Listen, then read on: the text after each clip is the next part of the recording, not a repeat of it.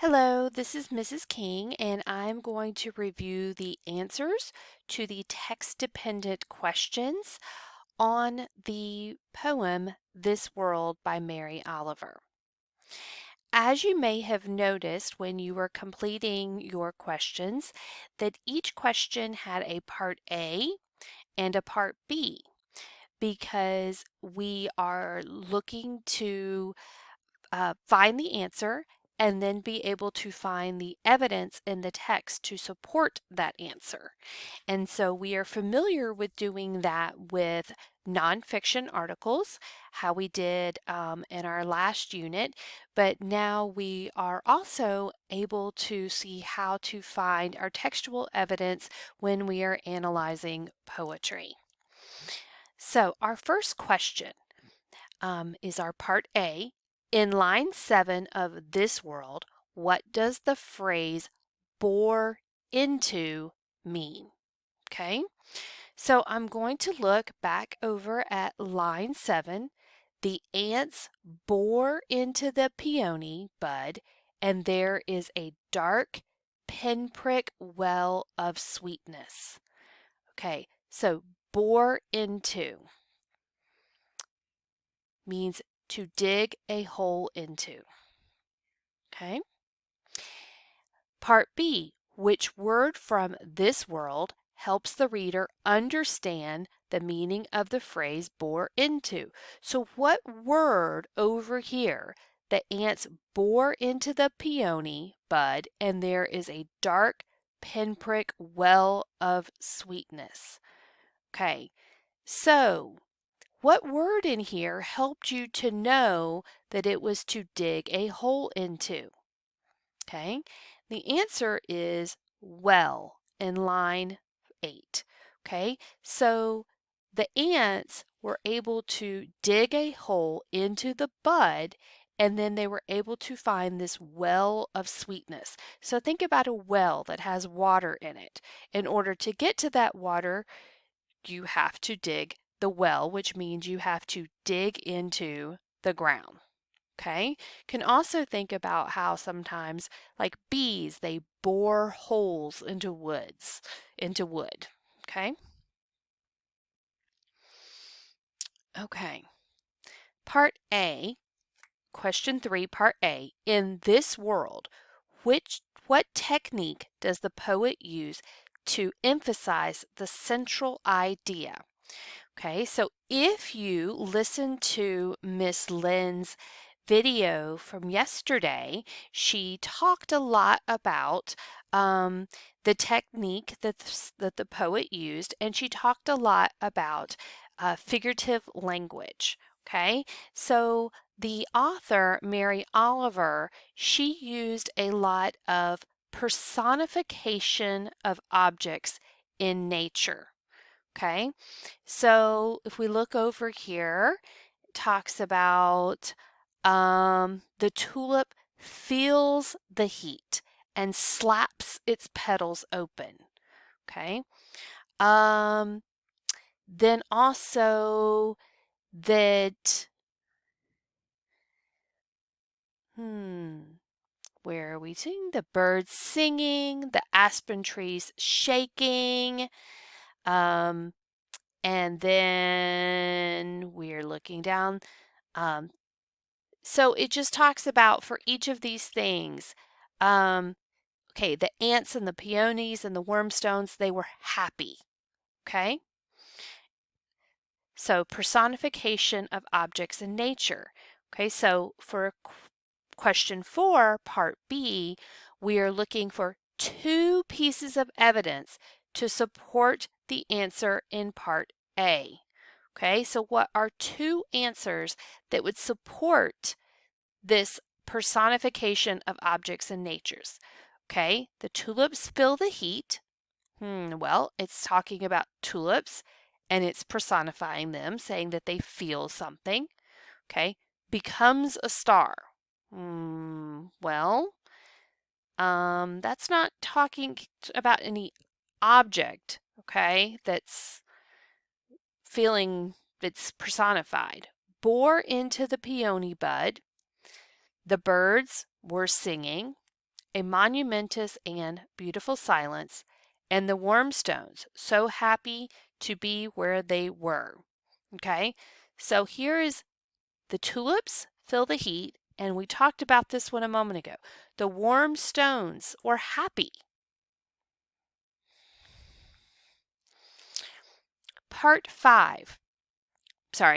Question 5, Part A. How does the poet reveal the speaker's attitude about life? So, how does the poet reveal the speaker's attitude about life? What was Mary Oliver's attitude about life? Okay, and you would have been able to had a lot of information to help you answer this question by watching the instructional video yesterday. Okay, and we talked about how Mary Oliver, she really liked to be able to be out in nature, and she liked to be able to just see the wonder and magic of the world and everything around her. Okay, and so she liked to experience the benefits of slowing down and appreciating one's surroundings. Okay, so that is what her attitude was, that we needed to slow down and appreciate the wonder of nature. So, which phrase from the poem best supports the answer to Part A? And it is, if we were not too hurried to hear it. Because if we are not in too much of a hurry, we can hear the birds singing. We can hear the bees buzzing. Okay? Question 7, Part A. What is the central theme of this world? Okay? Let's look at our choices. People sometimes destroy nature. Did it talk about that? People should study nature. Nature is wonderfully complex. Nature is ancient. Okay, well, over here in the poem, they talk about that how that the world is fancy. It's talking about how the sun glimmers. It's just talking about all the, the magic of the spider, the dew hanging from the spider webs. The way that when the trees are shaking, that it just sounds like music. Okay, so nature is wonderfully complex. What evidence from this world best supports the answer in Part A?